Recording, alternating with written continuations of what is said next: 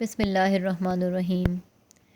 ربی شرح لی صدری ویسر لی امری واحلل عقدۃ من لسانی یفقہوا قولی۔ ربی زدنی علما۔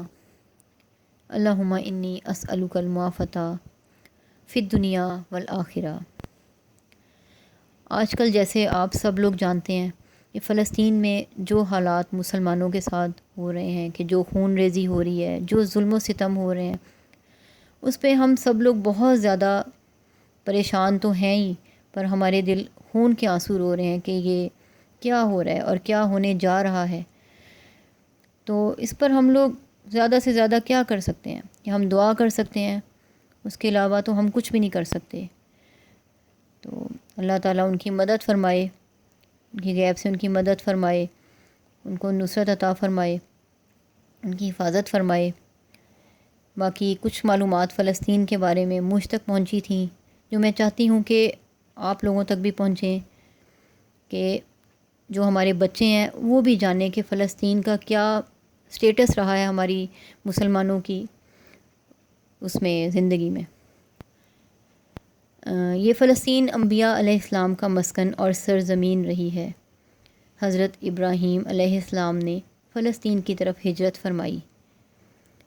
اللہ تبارک و تعالیٰ نے حضرت لوط علیہ السلام کو اس عذاب سے نجات دی جو ان کی قوم پر اس جگہ نازل ہوا تھا۔ حضرت داؤد علیہ السلام نے اسی سرزمین پر سکونت رکھی اور یہیں اپنا ایک محراب بھی تعمیر فرمایا۔ حضرت سلیمان علیہ السلام اسی ملک میں بیٹھ کر ساری دنیا پر حکومت فرمایا کرتے تھے۔ چیونٹی کا وہ مشہور قصہ جس میں ایک چیونٹی نے اپنی باقی ساتھیوں سے کہا تھا، اے چونٹیوں، اپنے بلوں میں گھس جاؤ، یہیں اس ملک میں واقع اسکلان شہر کی ایک وادی میں پیش آیا تھا، جس کا نام بعد میں وادی نمل چونٹیوں کی وادی رکھ دیا گیا تھا۔ حضرت زکریہ علیہ السلام کا محراب بھی اسی شہر میں ہے۔ حضرت موسیٰ علیہ السلام نے اسی ملک کے بارے میں اپنے ساتھیوں سے کہا تھا کہ اس مقدس شہر میں داخل ہو جاؤ۔ انہوں نے اس شہر کو مقدس اس شہر کے شرک سے پاک ہونے اور انبیاء علیہ السلام کا مسکن ہونے کی وجہ سے کہا تھا۔ اسی شہر میں کئی معجزات وقوع پذیر ہوئے، جن میں ایک کنواری بی بی حضرت مریم کے بطن سے حضرت عیسیٰ علیہ السلام کی ولادت مبارک بھی ہے۔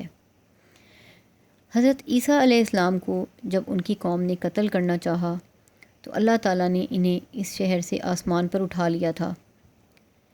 ولادت کے بعد جب عورت اپنی جسمانی کمزوری کی انتہا پر ہوتی ہے، ایسی حالت میں بی بی مریم کا کھجور کے تنے کو ہلا دینا بھی ایک معجزہ الہی ہے۔ قیامت کی علامات میں سے ایک حضرت عیسیٰ علیہ السلام کا زمین پر واپس تشریف اسی شہر کے مقام سفید مینار کے پاس ہوگا۔ اسی شہر کے ہی مقام باب لد پر حضرت عیسیٰ علیہ السلام مسیح دجال کو قتل کریں گے۔ فلسطین ہی ارض محشر ہے۔ اسی شہر سے ہی یاجوج ماجوج کا زمین میں قتال اور فساد کا کام شروع ہوگا۔ اس شہر میں وقوع پذیر ہونے والے قصوں میں سے ایک قصہ طالوت اور جالوت کا بھی ہے۔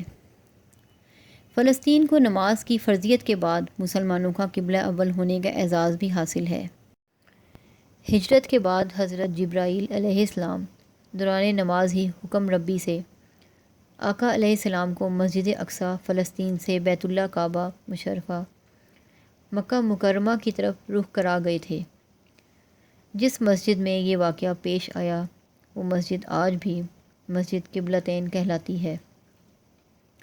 حضور اکرم صلی اللہ علیہ وآلہ وسلم معراج کی رات آسمان پر لے جانے سے پہلے مکہ مکرمہ سے یہاں بیت المقدس فلسطین لائے گئے۔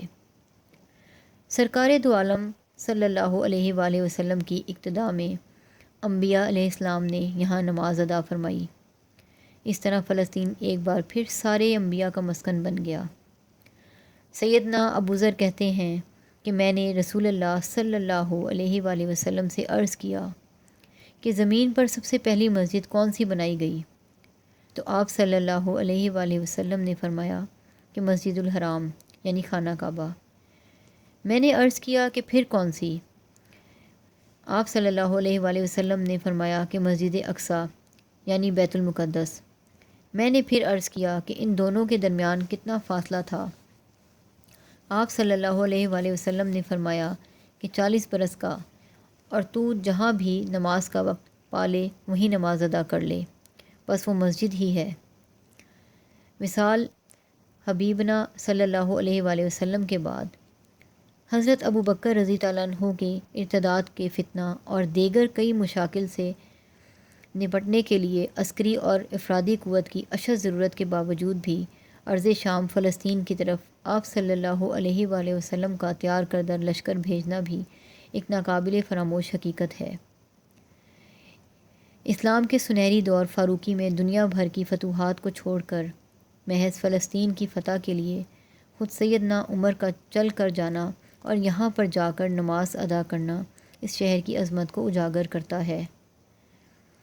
دوسری بار بینہ معراج کی رات بروز جمعہ 27 رجب 583 ہجری کو صلاح الدین ایوبی کے ہاتھوں اس شہر کا دوبارہ فتح ہونا بھی ایک نشانی ہے۔ بیت المقدس کا نام قدس قرآن سے پہلے تک ہوا کرتا تھا۔ قرآن نازل ہوا تو اس کا نام مسجد اقصیٰ رکھ دیا گیا۔ قدس اس شہر کو اس تقدیس کی وجہ سے ہے جو اسے دوسرے شہروں سے ممتاز کرتی ہے۔ اس شہر کے حصول اور اسے رومیوں کے جبر و استبدال سے بچانے کے لیے 5000 سے زیادہ صحابہ کرام رضوان اللہ علیہم اجمعین نے جام شہادت نوش کیا، اور شہادت کا باب آج تک بند نہیں ہوا، سلسلہ ابھی تک چل رہا ہے۔ یہ شہر اس طرح شہیدوں کا شہر ہے۔ مسجد اقصیٰ اور بلاد شام کی اہمیت بالکل حرمین شریفین جیسی ہے۔ جب قرآن پاک کی یہ آیت والتین والزیتون والطور سینین وہذا البلد الامین نازل ہوئی تو ابن عباس کہتے ہیں کہ ہم نے بلاد شام کو التین انجیر سے، بلاد فلسطین کو الزیتون زیتون سے، اور الطور سینین کو مصر کے پہاڑ کوہ طور جس پر جا کر حضرت موسیٰ علیہ السلام اللہ پاک سے کلام کیا کرتے تھے سے استدلال کیا۔ فلسطین کی عظمت کا اندازہ اس بات سے بھی لگایا جا سکتا ہے کہ یہاں پر پڑھی جانے والی ہر نماز کا اجر 500 گنا بڑھا کر دیا جاتا ہے۔ اللہ تعالی ہم سب کو دین پر عمل کرنے کی اور دین پر مضبوط رہنے کی اور ثابت قدم رہنے کی اور صراط مستقیم پر چلنے کی توفیق عطا فرمائے، آمین۔